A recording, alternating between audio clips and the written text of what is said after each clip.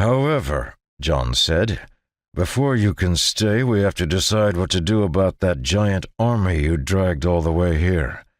They're currently camped on our doorstep, and if they move to attack, I'm going to have to destroy them.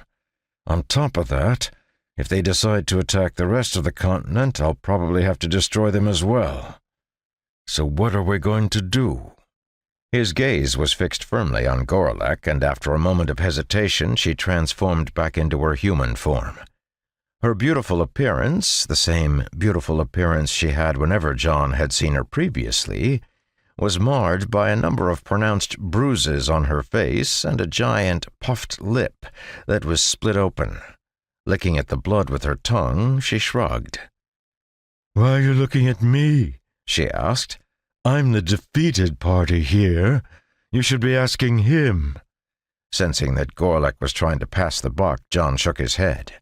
"You're still their king," he replied, his voice hard. "Tell them to go home." "Not anymore," Gorlek countered. "I've lost the right to rule." Realization dawned on John's face, and next to him Ellie's eyes went wide as they both looked at Ferdie, who just snorted happily, as if immensely pleased with himself. "Okay, Mr. King," John growled. "So, what are you going to do with them?"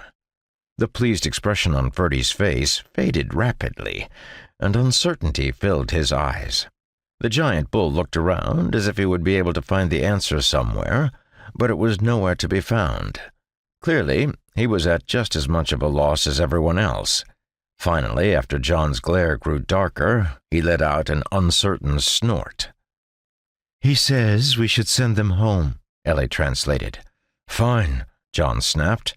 "And how do we do that?" This time it was Gorlek who answered. "If we can figure out how to power the portals, we can send them through that way," she said. "But they're all out of mana. We've been storing mana for hundreds of years to be able to make this invasion, and only that strange mana wave enabled us to open the portals long enough to get the army through."